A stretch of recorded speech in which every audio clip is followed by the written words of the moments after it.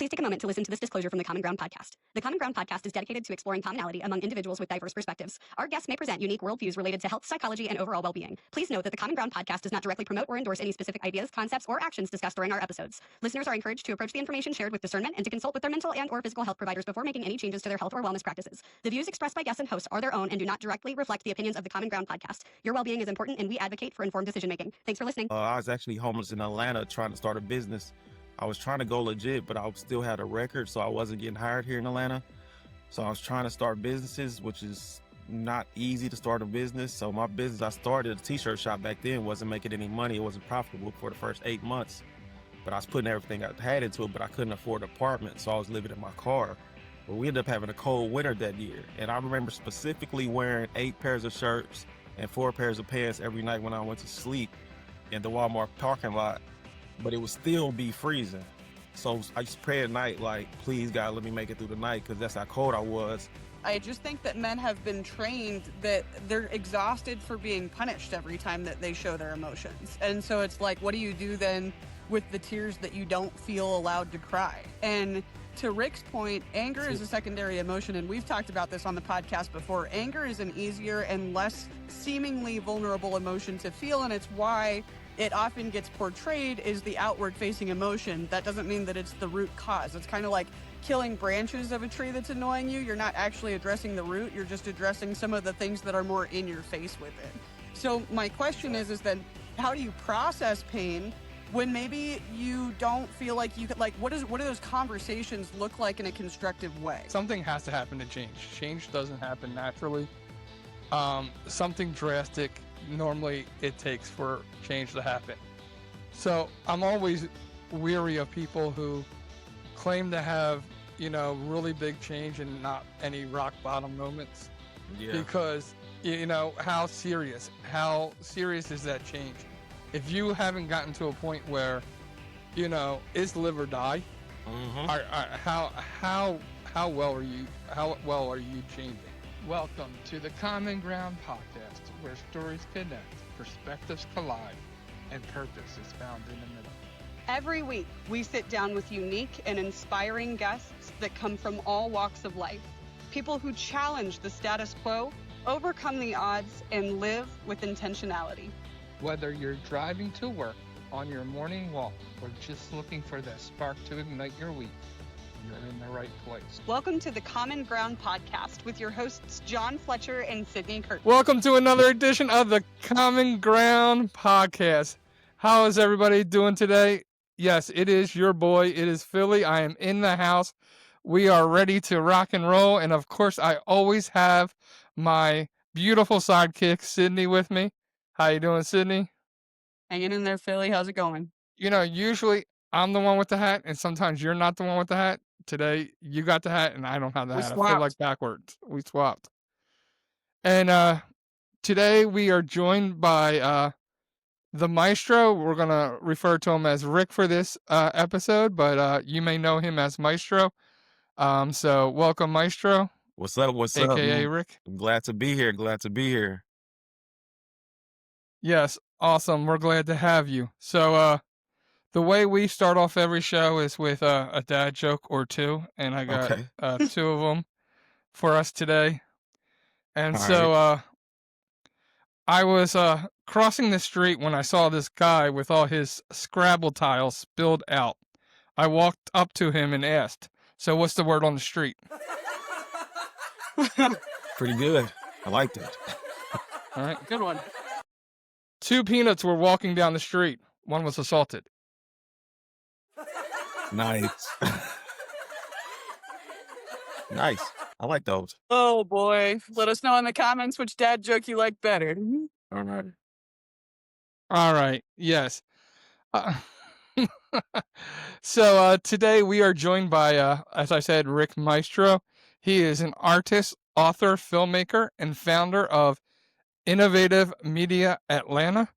Once a repeat offender with battles against alcohol and anger, Rick rebuilt himself from homelessness to an 800 credit score, a cleared record, and a new mission. We will talk about setbacks, surrender, and how to stop living lukewarm. Welcome, Rick, to the show. We are glad to have you. Thank you. I appreciate it. I appreciate the opportunity. Absolutely. So, Rick, give us a little bit of a background. Where are you from now? Do you live in Atlanta where your company is based? Yeah, I live here now. I've been here 15 years. I was born and raised in Indianapolis, Indiana, though. You know what I'm saying? So I was gonna speak later on about how changing where you live sometimes can affect the outcome of your life. Sometimes you might have to just get away from the familiar. And I was gonna go into the detail of that, but yeah, I've been here 15 years now, since 2010. So That's awesome. Yeah, well, definitely. That's a good point to talk on too. So we will get into that. Bookmark that because I've got some stuff to add to that too. And so give us the aerial view of who are you now versus who you were in your 20s when you had this change in your in life path. me at age 44, which is I just had my birthday on Sunday. Um Happy birthday. appreciate it. Thanks. Me today is on a purpose driven journey. Um I feel like I'm just trying to do what God wants me to do in this life. I think he wants me to help others. I think he wants me to try to use what I've been through to inspire others. So I'm just on a purpose driven journey, a purpose driven life, like the book by Rick Warren. But me in my Love 20s, that book. so yeah, that's a good book. But me in my 20s, I think I just had a lot of anger from childhood. I didn't know who I was or who I wanted to be. I certainly wasn't going to church. I certainly wasn't praying. I think I was just a person like, let me just get what I can out of this world. However much money I can make in the streets, how many girls I can entertain in the streets. And I really didn't have no other thing pushing me. It was just that I didn't have a direction. I could be anywhere at any given time. And I had to grow from that. Mm, yeah, that's good stuff. So, when you were at your lowest, what was like a normal week like for you? When my lowest, when I was homeless, But whatever you consider your lowest. um, that was probably my lowest when I thought I was gonna freeze to death. I was actually homeless in Atlanta trying to start a business. I was trying to go legit, but I still had a record, so I wasn't getting hired here in Atlanta. So I was trying to start businesses, which is not easy to start a business. So my business, I started a t-shirt shop back then, wasn't making any money. It wasn't profitable for the first 8 months, but I was putting everything I had into it, but I couldn't afford an apartment. So I was living in my car. But we ended up having a cold winter that year. And I remember specifically wearing 8 pairs of shirts and 4 pairs of pants every night when I went to sleep in the Walmart parking lot, but it would still be freezing. So I used to pray at night, like, please God, let me make it through the night, because that's how cold I was. Couldn't keep the car running all night because I didn't have enough gas in it. That was my lowest. Just hoping I didn't freeze to death each night. You know what I'm saying? And I lived in my car for about 2 to 3 months. And then after a while, my shop started making money. And I used the money from my shop to get my apartment. And I couldn't even afford to furnish that apartment for 3 months. So I sat on the floor with no furniture in that apartment for 3 months until I was able to get my business even better. And then now I can afford furniture. But that was tough. Has that changed the way you perceive our normal luxuries of life in our day to Yeah, day? I learned how to get by with so little when I was homeless. I think now, coming out of it, I realize a lot of us may live in a life of excess. I think we all have a lot of stuff we probably don't need. So I've always been conscious of that since then. Like I try to minimize my purchases and try to really just buy stuff I need. I don't want just a bunch of extra stuff. You know what I'm saying? I feel like as we get older, we just collect stuff, more stuff, more stuff, more stuff. And I was like, "Man, I got through life without hardly nothing, and it was bad, but I still was able to find pockets of happiness and joy even without all this stuff I have now. So with this stuff I have now, like even like this chain, it don't define me. You know what I'm saying? Like I was like, I can still find joy without you know what I'm saying? This many computers or this many TVs. You know what I'm saying? It don't control me. This stuff doesn't control me like that. And I just want to say that I think that's like one of the biggest lies of the devil. Um, is that we need stuff, you know? And because the devil wants us distracted, the devil wants us consumed, the devil wants us jealous.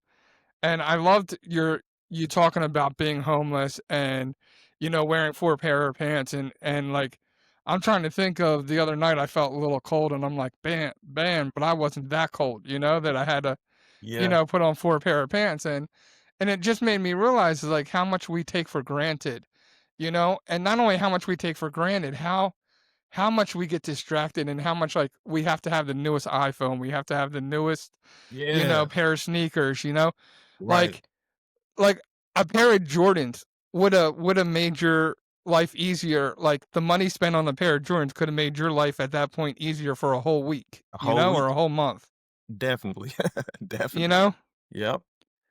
And so we become I think one of the things is we become this society where we have to have stuff, and, um, sometimes I long for a life full of non-stuff, Yeah, there's me so too. many times where I want to. You talked about a purpose-driven life, and how Rick Warren and how that book, like, affected you, like, that's what I like, going back to a purpose-driven life is, like, what do you really need in life and what can you deal without? Exactly. Yep. We get mad because we get a stain on the shirt and we wanna throw it out? I know Right. there's people who, like, never wear the same pair of socks. They Yeah. literally buy new socks Yeah. every 2 weeks or whatever, and Yep. it's like 2 weeks. What are they walking around barefoot? What's going on? well, no, they'll buy, like, a 14 pack, a 20 pack of socks, And and they never reuse them. it's so much ingrained in my mind now that I know other people are homeless still. You know what I'm saying? So I have excess. I try to get rid of my excess, and I go to the Goodwill probably like at least once every 2 months. I got a big box in there, and I've trained my family to do it too. Like stuff y'all really don't need, do not throw it away. I'll take it to the Goodwill, just put it in this box, and I'll make the trip to the Goodwill and give it to them. And of course, I found out later you can write that off, but I was like, nah. And then when it comes to food, I don't like to waste food because I remember living on so little amount of food.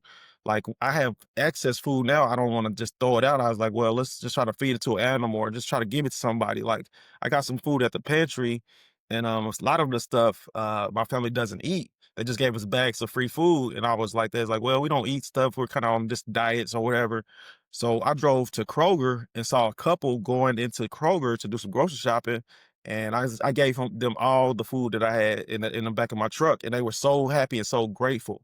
You feel me? And I think that's what people need to realize is like, it's people out here not doing that good as you. If you get the opportunity to start doing better, I think you should have like a job to reach back and kind of help other people that were, you know what I'm saying, in a worse situation. Yeah. No, that makes a lot of sense. And one of the things that really is appeals to me about your story too, it different component of it anyways, is a lot of people that got their record cleared like you have, it's no longer a part of their story because it's something that either embarrasses them or that they're ashamed of, but you still choose to keep that Mm, in the light. Yeah. And so, eh, my question for you is two-part. Why is what a lot of people want to know in that situation. Like, why is that important for you that people know that part of your story? And the second part of that question is, what's harder in a situation like that? Is it convincing people that you've changed or is it forgiving yourself? It's convincing people that you've changed. You know what I'm saying? People have put a idea of me in their head, and they was stuck in their head. You know what I'm saying? They used to call me jailbird because I just went to jail so much. And so even when I changed my life, people still didn't want to give me credit. It took years for people close to me to see that I was really changed, that I'm really like not a troublemaker. I'm really trying to better myself. And over time, people came back around, but it's a time even my parents didn't want to be around me because they thought like I'm involved in so much stuff that I could get them hurt. And that was like one of the worst feelings of my life. You know what I'm saying? So once Amen. they start trusting me and giving me that confirmation that we see you actually doing better, we see how hard you're trying, and then they start supporting me. And I was grateful. You know what I'm saying? I had my trust in my father back. Mainly it was mainly my father. He's a hard guy. So he was like, no, don't come over here, no, don't bring none of that BS around the house. No, he was adamant. He Yeah. didn't want nothing to do with me. Like literally didn't want nothing to do with me. And I'm his firstborn son, so that hurt. But as I started getting better, me and him got so cool, became best friends. He just passed away, and Mm. in August of last year. But I'm luckily like the last 10, 15 years of his life, he finally got to be real cool. We got to hang out a lot, and he was no longer ashamed of me. And so I'm glad I made him proud. That's really encouraging to hear. I love that for you. I really do. Sorry to hear about your dad, though. That's hard. Yeah, appreciate it. Uh, i- if you pulled up a mugshot, or like from back from when you were in Took, right, to your media profile shot with everything that you've got going on now, what does Rick see today in those two things that you didn't have the ability to see then? Um, when I look at, I do have my mug shots because I went to Indiana and paid for them to put them in my book. My book about my life is coming out in December. So if people read my book, it's words, but it's pictures too. I'm telling a story through pictures and words. So my mug shots are in there. I think it's like 5 of them. And when I look back at those, I don't even recognize that person. I don't know. I just don't recognize it. I'm so far removed. I don't even recognize it. I was like, I'm looking at the pictures like, did I even realize I was getting locked up? Was I that drunk? It's just like my eyes were like glazed over. I'm like, I don't think I was even realizing what was What happening. was happening, right? I looked like I just was just there. Like this is just normal. This is just what I do. You know what I'm saying? So I don't even recognize the person in my mugshots, really. You know, you have this very interesting story, and a lot of people, when they're in the first part of your story, want to blame everybody else for what's going on in their life. Oh, I didn't answer the for other part of her question. My fault, John. She said something about why do I remind people about my record getting expunged? Wasn't that part of Yes. your Yeah, question? no, that's absolutely. Yeah, I said why. Well, a lot of people don't keep that part of their story in the light. So I think that it's important for people to know that like their past doesn't have to define them. As a matter of fact, it can make their present even brighter. So I just wanted your reasoning for why you've chosen to continue to make that such a fundamental part of your foundational part of your story. Because I want other fellas to hear it and know that you can get your record expunged and get your life back. I think they lose hope. You know what I'm saying? Once jobs don't hire you or apartments won't let you move in, they kind of lose hope and they just resort back to crime. But I want to put example, and then when they ask me how much was it, I tell them I think it was only like $2,000. Well, that's not only that's still a lot of money, but if over time you can save it up. You know what I'm saying? And you can get your record expunged, and it just helps you. It just makes me feel better knowing that people don't gotta know my past. I'm like, "That's not me," you know what I'm saying? That's almost 15, 20 years ago. I don't even want that to be, like, searchable, you know what I'm saying?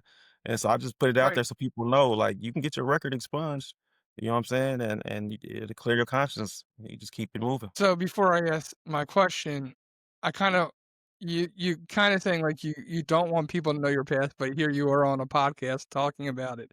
So I think you, Yeah. in a way, you do want people to know your past. You just don't want them to hold your past against you. Well, not people, I should say employers. Let me say that. I don't want There you go. employers to know my past. And it's just like, they do like a search or whatever when you try to get a job. And even if it's old, they still bring it up and let you know that they saw it. I'm like, but why would you go back 20 years? Like, why? You know what I'm saying? Like, I just never liked that. I don't have that as part of my past, but I would try to turn it into a positive. And if Yeah. a employer ever brought it up to me, I'd be like, "Yeah, that was me, and I am a totally different person." And because of that, I taught and I I talked the crap out of how it changed me and developed me and made me the employer that they do want. You know, that's how I Yeah, would exactly. handle it. But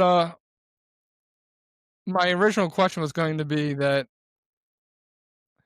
a lot of people who were in that first part of your story, growing up in the streets, doing stuff. A lot of people blame the streets for their situation and where they were in life and what happened to them in life. Um, Hmm. was that you? Did you blame society for you being in trouble and you messing up your first part of your life? If so, what change happened so that you could take responsibility and grow from it and learn and start to correct your past? Fortunately, I was always accountable. Even like as a kid, if I got in trouble, I knew I was getting in trouble and I accepted it. Like anytime I did a crime, I didn't argue with the officers. I knew I was committing criminal acts. I went to jail willingly. I'm like, That caught me today. You know what I'm saying? I got away with it for like 2 months. She caught me today. I was always accountable. I never blamed anybody. I knew everything that was going wrong in my life was me. And also, when the judge sentenced me to a year of anger management, we learned about accountability too. We was taught, you know what I'm saying, like we gotta understand like every situation that we get ourselves into, like we're the common denominator. You know what I'm Yeah. saying? Like even if I'm with this girl and I get in trouble, and then I'm with this friend and I get in trouble, I'm the common denominator of every situation. So it's me. I'm the problem.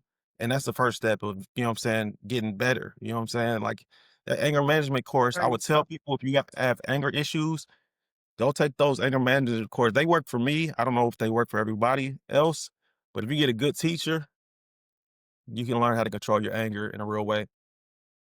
And I want to tie this in so that we can get to our main topic too. And I think this is like a beautiful transition period. So I'm gonna use this as an opportunity here. One of the things that got you in trouble reoccurringly was alcohol, correct? Yeah. Yes. Yeah. And I feel like, they're called spirits for a reason. I say this to everybody, especially people like you that are believers. Every shot is a substitute savior, right? The devil doesn't have to possess you when he's got your permission on tap.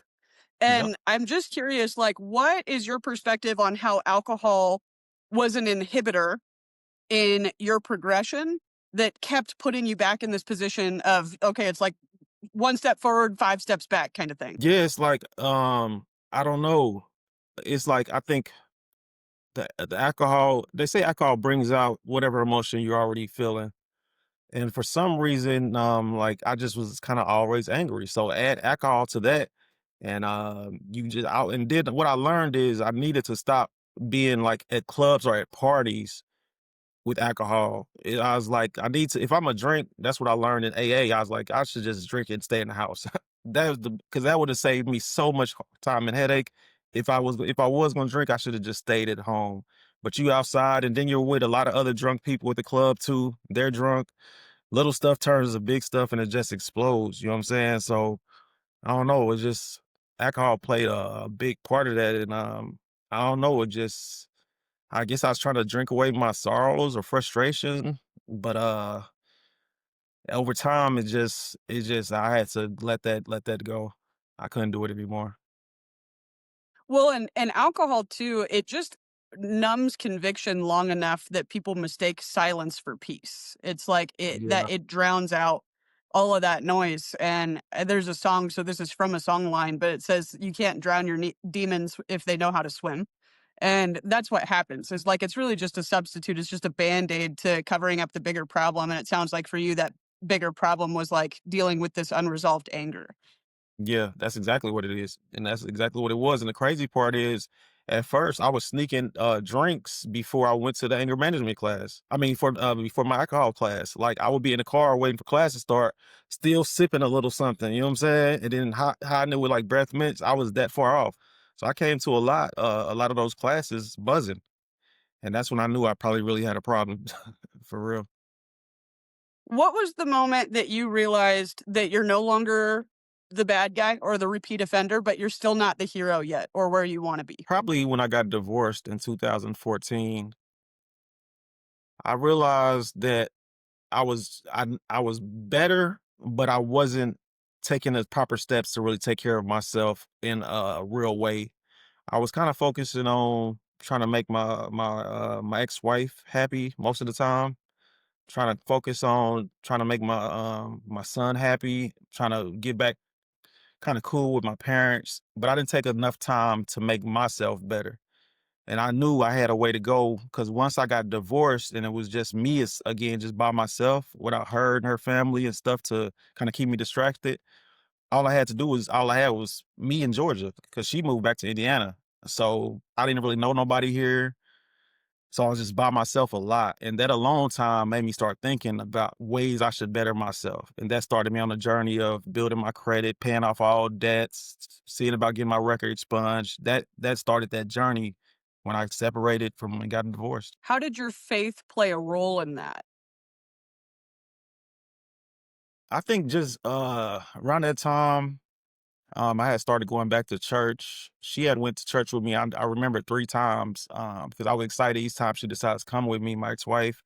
But I think I was praying for guidance. I was praying for clarity, and I think just God just gave me that because that's what I knew. I was like, I need direction. Like I need a compass. I need a way to go. Like what should I do? Who should I be? And I think just God showed me over time. He's like, I need you to be an example to help others.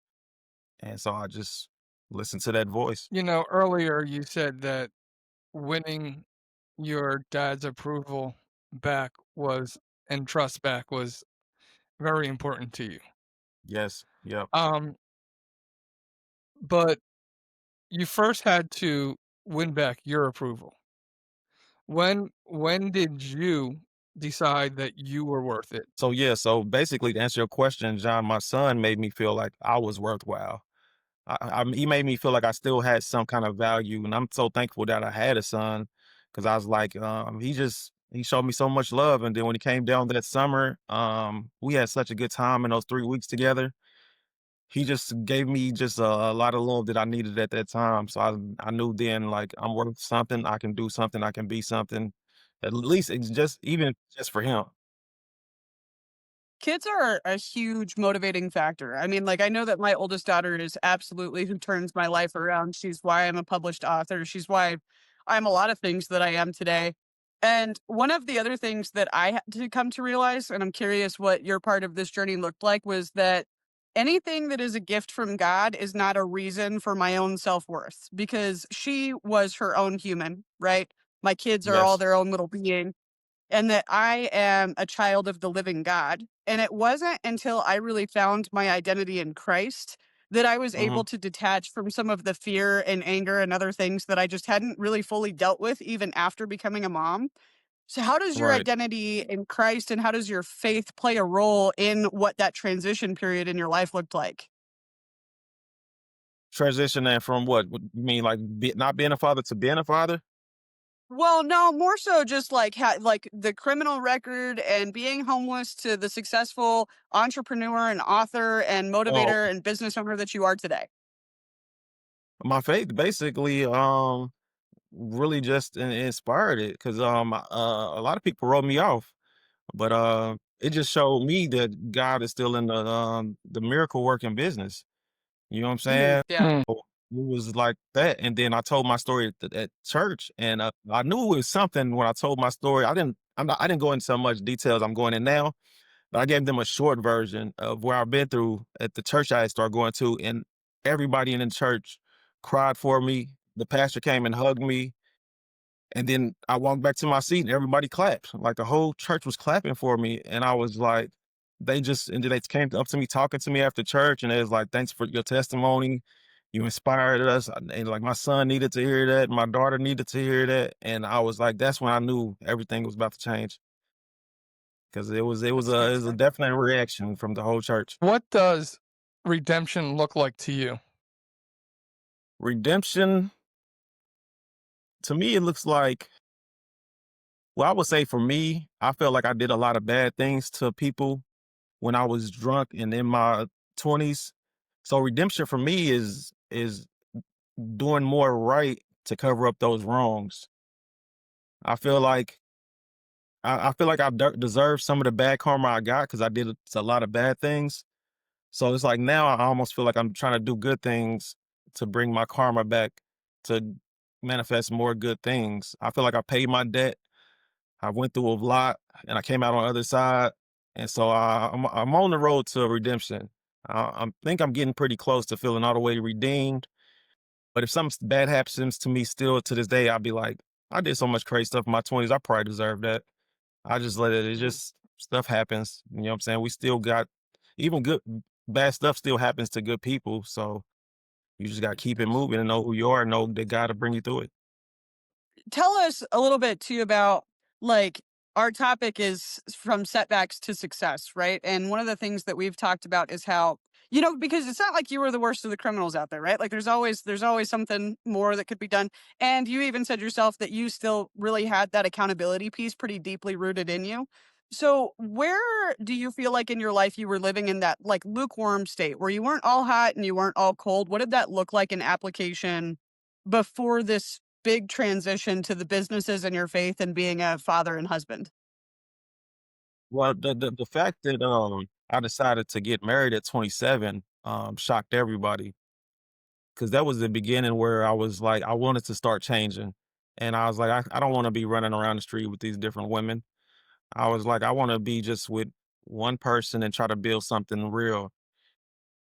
And it was kind of, you would probably say it's lukewarm because I didn't take my ex-wife serious for a whole year. So even though I knew I wanted to be serious with her, I didn't commit to her for a whole year. I still was kind of like doing my thing, but also letting her know that I did love her, but I just wasn't committing to her. You know what I'm saying? And after a while, I felt like I was like, I can't just keep on leading her on. I know she's the one. So I stopped being lukewarm and asked her to marry me. What things do you do now in life to make sure that you stay on the path that you're staying on and don't fall back into bad habits? Well, for me personally, it's important that I try to go to church. I get a lot from my church. They always show me a lot of love, and it's just a really loving environment. I think I got for me, it's like you know how like people that's I call anonymous. They be like I got to go to a meeting, like or drug addicts. They like I need to go to a meeting so I don't. You know what I'm saying? Like that's how I feel about my church. I was like I gotta go as much as possible just so I stay in that mind frame of Christ. I feel like if I take a month off from church I don't feel right. It doesn't feel right for me. I need that motivation. I need that download. I need the preacher's sermon. I need the songs. You feel me? So I feel like as long as and even if I can't go to church, at least I got to get it on, like watch something on YouTube that Sunday or something, or listen to Yeah. some gospel music that Sunday. I got to do something. As long as I do that, I feel like it keeps me just going forward, like focused on the mission, no detours. You know what I'm saying? I know where I'm supposed to go, stay on that road and just don't veer off. So there's a couple things I want to get into real quick, especially from the man's perspective. You know, one of the things that a man has to deal with is like the weight is on his shoulder. Like he has to feel like he has to portray a certain um like a um personality. He has to be somebody, you know, and a lot of times our men are told that we can't be sensitive, we can't share, we can't ask for help, we can't we can't Can't cry. seek therapy. What are some of the things that, you know, the pressures of being a man that are on you, but you've learned to change and learn to be either accountable to either somebody or a group of people? Do you seek therapy? Do you what kind of things do you do that would be outside the typical, you know, what a man's gotta we gotta be the protector, we gotta be everything.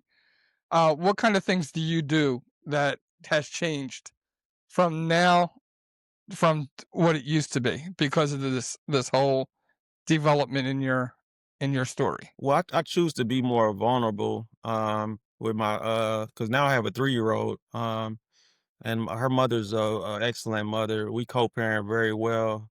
But I've even when we was together, even now I'm very vulnerable with her. I'm not scared to tell her like that kind of hurt my feelings.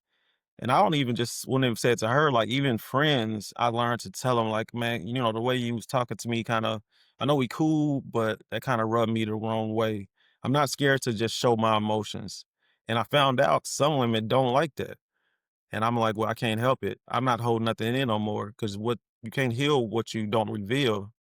So if you hurt me, I'm gonna say it. Maybe in my 20s, I might just punch a wall or slam a door or storm out.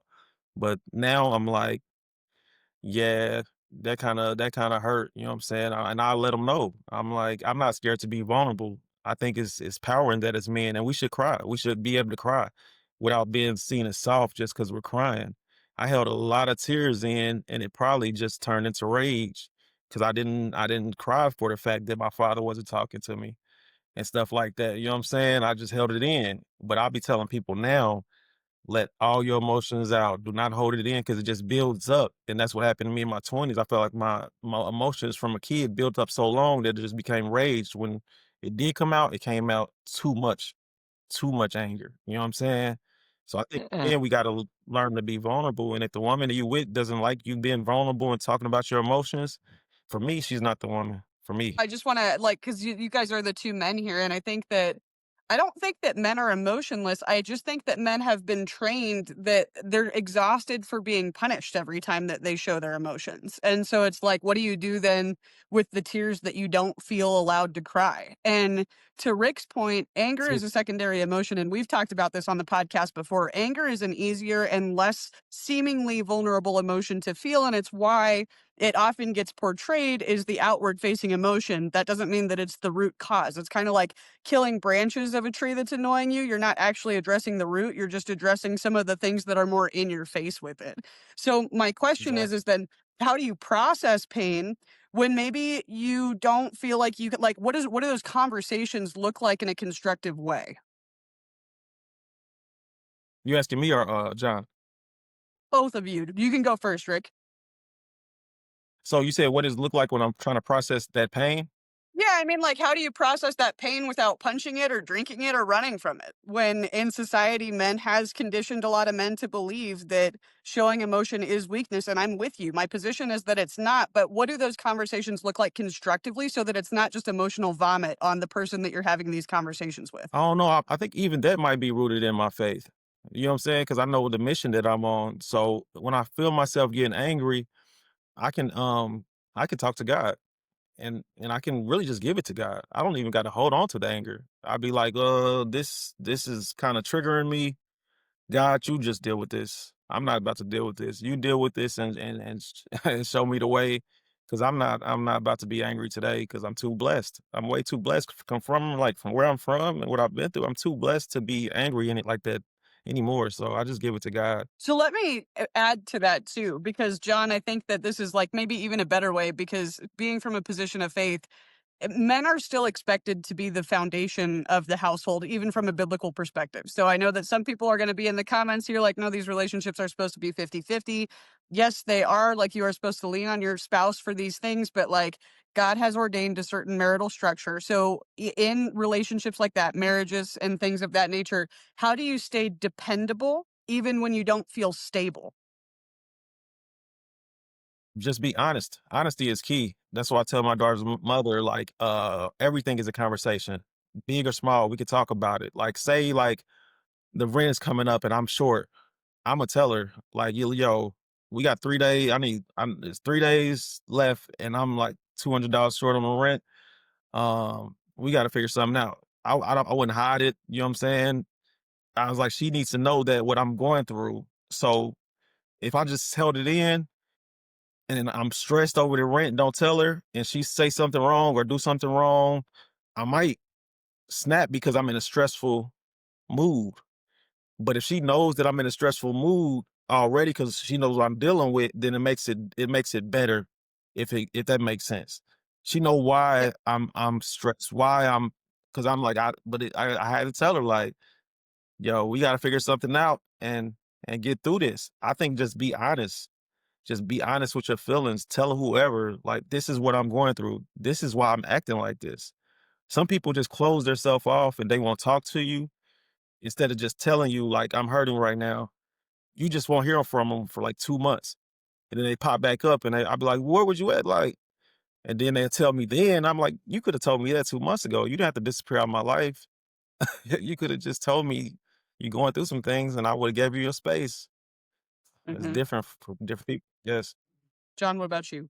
So, so to answer both of your questions, the first question, I would say for me, early on in my life, early on in my marriage, I was never showing emotion. I was the rock. And then I was broken down to a point where all I did was show emotion. And both of those extremes were bad.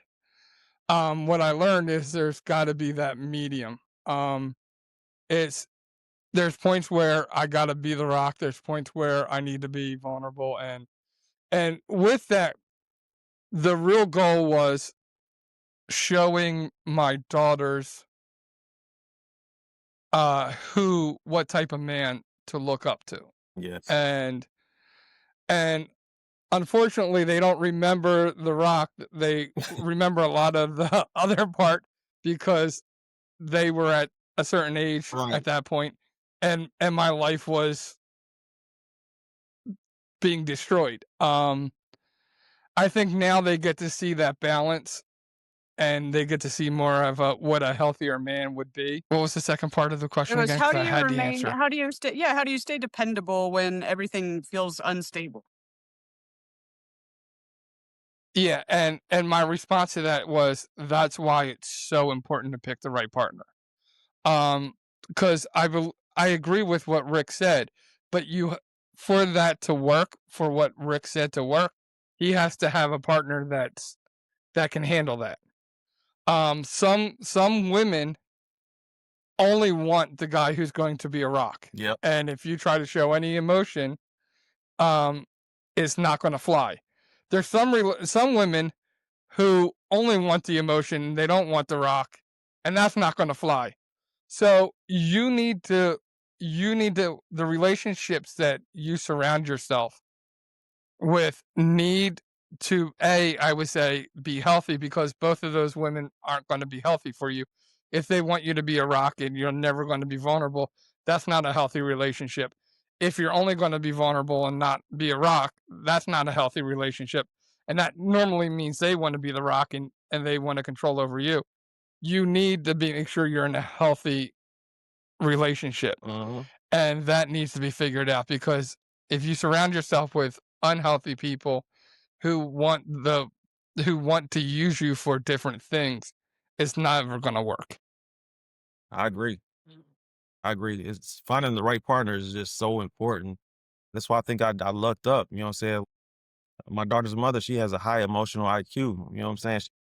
She has a master's in psychology and she's a teacher. So I can express myself and she gets it. Like, and gives me space to express myself and what I'm going through. So I don't ever feel like judged or feel weird for telling her what I'm going through. That's it. Like, you got to find the right partner. So, what are some of the overwhelming lessons through this transformation that you've learned and that have meant the most to you?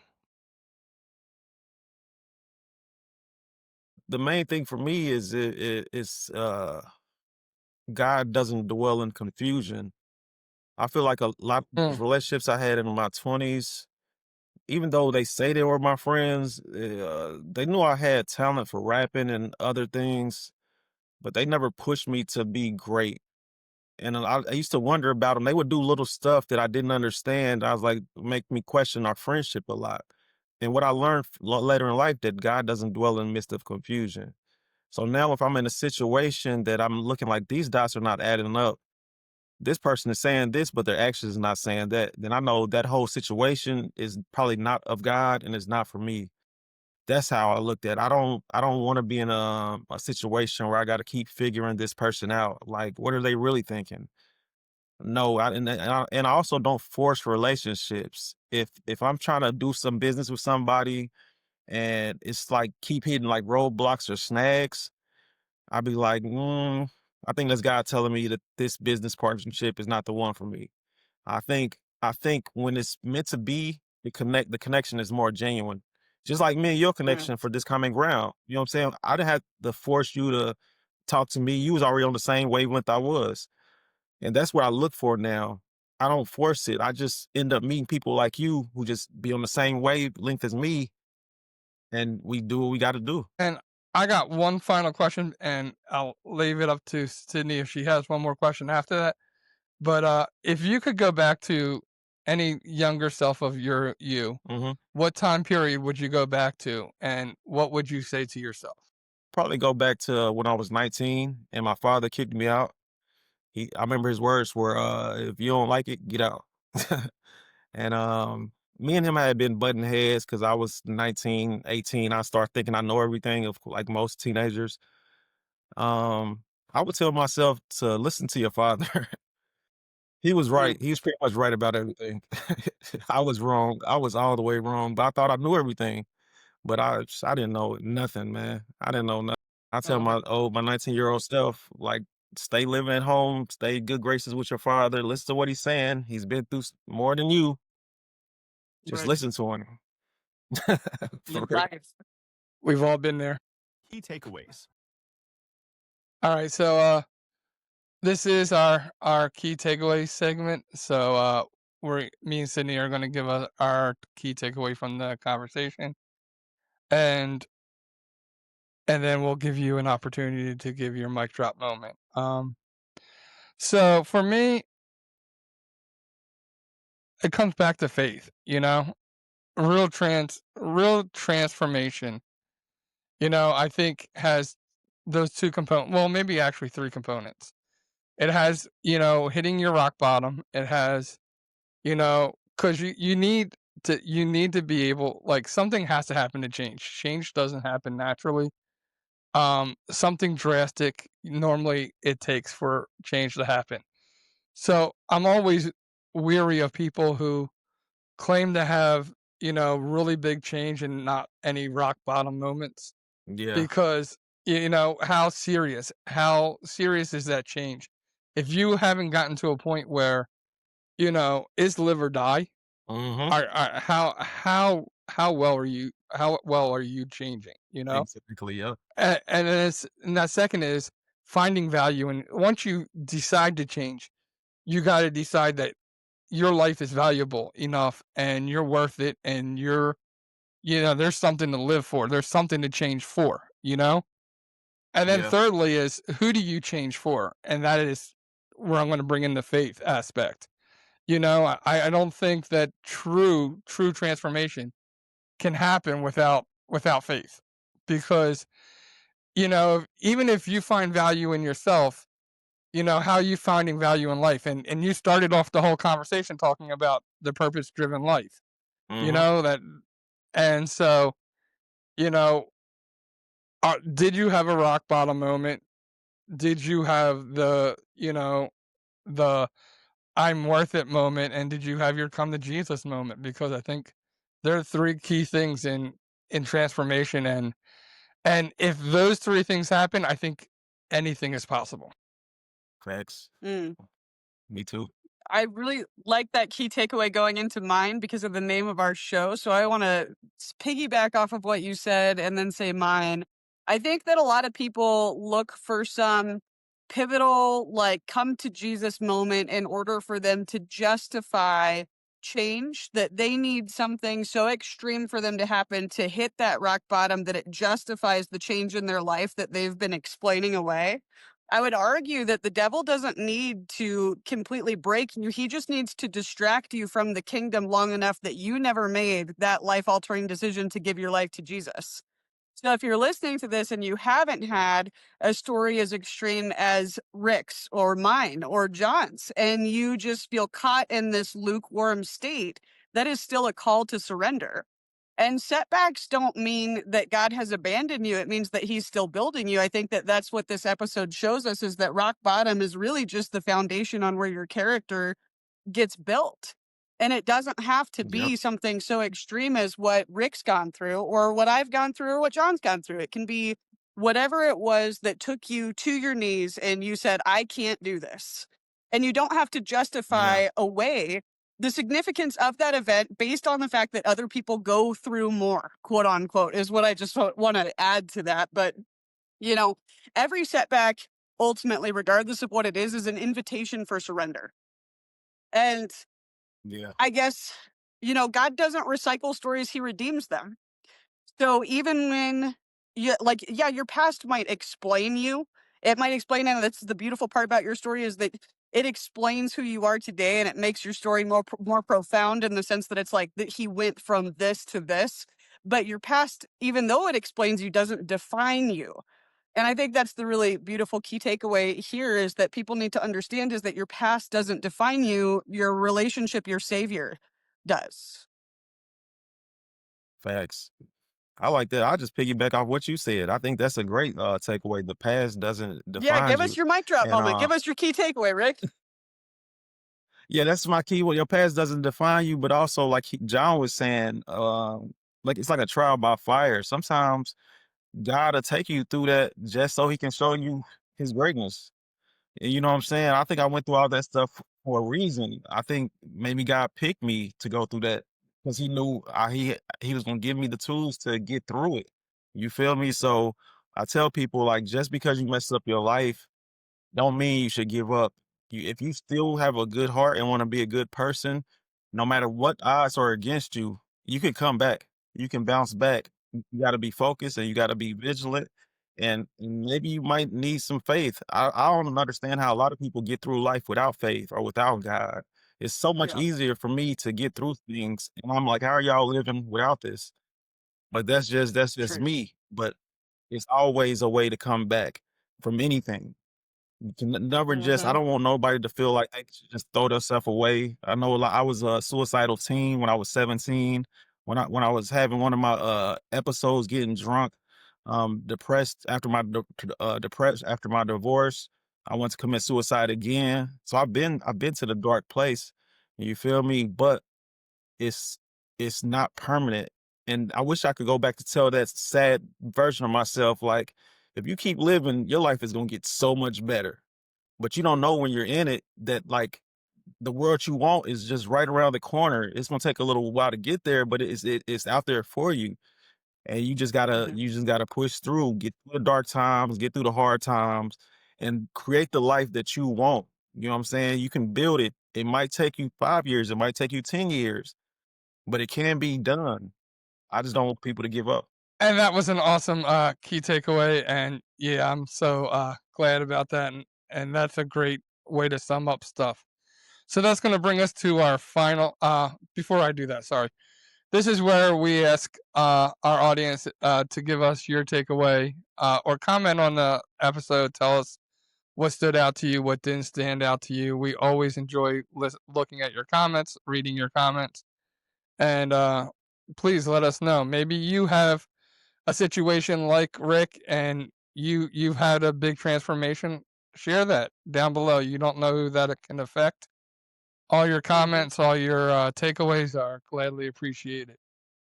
And that's going to bring us to our final five. The final five. And I will start off with, who is your hero and why? Uh, it's Michael Jackson. Um, it might sound crazy, but when I was a suicidal teen at age 17, um, my parents, my father actually, he bought me Thriller, and I didn't have a good communication with my parents growing up, so I just hid all my thoughts from them. So they didn't know that I had been contemplating suicide for like several months. But he gave me that Thriller album, and I don't know, it was something about that music, the freedom of it. I had never heard nothing like that. And I was like, that's what really sparked the key. I was like, oh, you can do stuff like this. You can make songs like, and I would watch videos and see how his music was affecting people. And that led me to want to make music myself. But that's why Michael Jackson would always be my hero. I think he really saved my life. Like that Thrill album. I actually was dating a girl and she knew I was going through depression. And then I gave her the Thrill album. I was like, this is it. This is what's getting me through. This music is good. It's fantastic. And she listened to it, but she didn't like it like that. And I was like, what? Her reaction was like not what I expected. I was like, it's Thriller. She's like, "Eh, it's all right." Right. I was It's upset. all right. Oh man. She wasn't feeling Thriller. I couldn't believe it. But yeah, Michael Jackson definitely.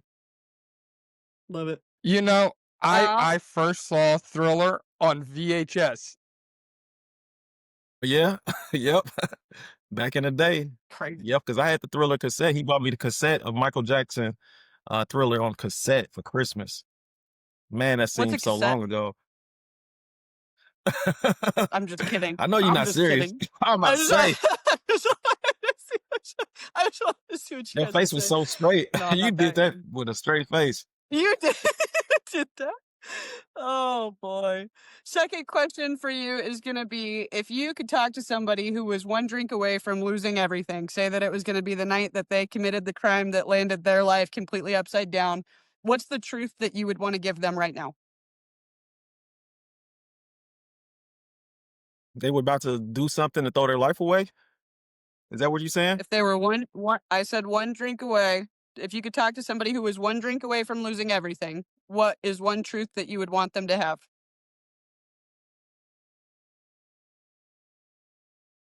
I would want them to. I would want them to think about the repercussions of what they're about to do. I noticed a lot of times when I was doing crimes, I didn't ever think about how much jail time I would get. And I should have been thinking about that a lot more.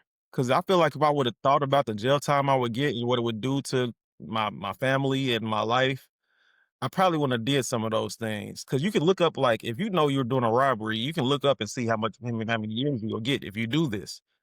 You feel me? So I would tell them like, think about the consequences of everything. Because when I go through it, it's not me just going through it. When I go to jail, I'm usually lost my apartment because I in jail couldn't pay the rent.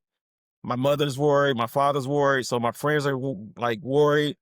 Everybody goes through it with you. So I would tell them, think about the consequences and totality if you do this and how it will really affect others. Just don't be selfish. You know what I'm saying? Most of us are still attached to other people that care about Mhm. us. You got to consider that. You know what I'm saying? And that's why I move now. I Yeah. consider like if I do the wrong thing, who does it affect besides me? You feel me? That's what I Mm. would tell them. That is So true in almost any sin that we do in life. I think if we sat back that's and true. like, who else is this going to actually affect? Hmm. How many sins in our lives we could stop? But Yeah. what is Good either point. one book, one quote, one saying, one verse, or one song that has either meant the most to you or something that you live by? It's a scripture, and I should know exactly where it's at, but it's in this world you should have tribulations, but be of good cheer because I have overcome the world. Actually, my second short film is called Be of Good Cheer based on that scripture. But that's what I always go back to when I'm having a hard time. It's just God reminding me that He's already overcome everything that I'm trying to get through. You know what I'm saying? So He says, "Be of good cheer." And there's another scripture that says, "I have plans to prosper you and give you future and give you hope." I really like that scripture too. I hold on to that one. And they're like another one of my mantras I keep close. And the last mantra that I use to get me through is I always say, do what you can with what you have with where you at. You feel me? Even if like you gotta do something even small, if all you can do minuscule each day to make your life better, just do that small thing. Do what you can with what you have with where you are. And as you just keep on putting like a little bit towards your dreams and your goals, eventually you'll be there. That's awesome. I love that. And the Those are some good ones. real quick, the Bible verse is John 16:33. These things I have spoken to you, that in me you may have peace. In the world you will have tribulation, but be of good cheer. I have overcome the world. That scripture is my favorite scripture. I love that one. It's a good one. I like that that's like not a mainstream one that's quoted. I appreciate that one a little bit more because that's not one that we hear when people reference a scripture for their favorite verse often anyways. I like Yeah. that. I don't hear it that much either. Next question for you is going to be, what is one thing that you learned on the block or in the streets that still applies to business today? You got to listen to the customer. Like if you sell somebody some bad product and they come back in the streets, that can end real bad. So you should probably not be selling bad product. And if you're a business and you got a product you're selling, make sure that product is quality. You know what I'm saying? The customer, they let you know, you know what I'm saying? And they don't like being lied to. You know what I'm saying? I like to be honest with my customers, like at my t-shirt shop, like something might go wrong and the t-shirt didn't get made in the 20 minutes that I said it would be made. So I called him, I like, look, I'm gonna need probably like 30 more minutes. I wouldn't lie to him or have him coming back up there expecting it. You just gotta be honest with your customers and try to give them the best product possible. And they always come back. They always come back. Just like in the streets, they would come back. I had a 4-year run as the weed man, DVD man, and the pill man. but I always had the best stuff all the time. You know what I'm saying?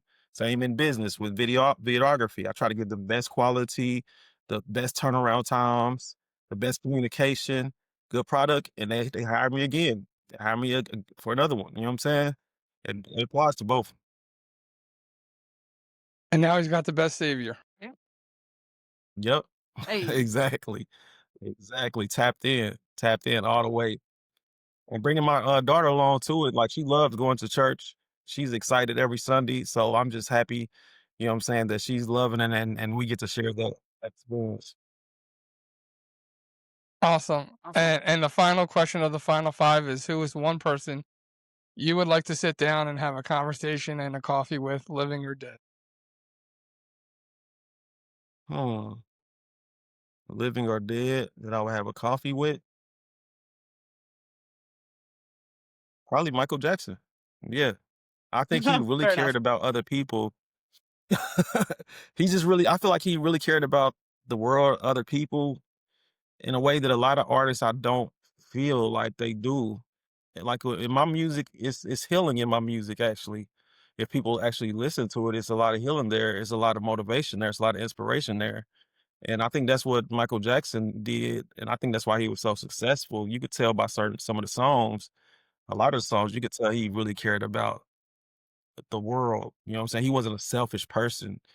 And he was very giving. You know, he was in the Guinness Book of Record for donating the most to a charity. You know what I'm saying? So that giving spirit, I don't see that a lot, and I really like that about him. So I would love to just talk to him about how it felt to just get to the top like that and bless so many people and heal so many people just through songs. Like I think it's amazing. Yeah, that's awesome. I love it. Well, Rick, thank you so much for being with us today. If people want to find you, read your book, reach out to you to hear more about your story, where can they find you? How can they reach out to you? I also want to shout out my album I just dropped on my birthday. It's my last album, but my first album in 15 years. It took us 4 years to get it done, but it came out on my birthday this Sunday. It's called The Road to Ill Life. Because when I was 18, I said I want to have the illest life possible. And I think I pretty much, if I haven't achieved it yet, I'm getting close. So the album's called The Road to Ill Life. Is available on all streaming platforms. You can find information about that in my upcoming book, my autobiography called What I Know Now. 8 chapters and 8 life lessons that you could apply to your life for a better outlook. You can find it all on my website, www.thecreativemystro.com. Mystro spelled Mystro.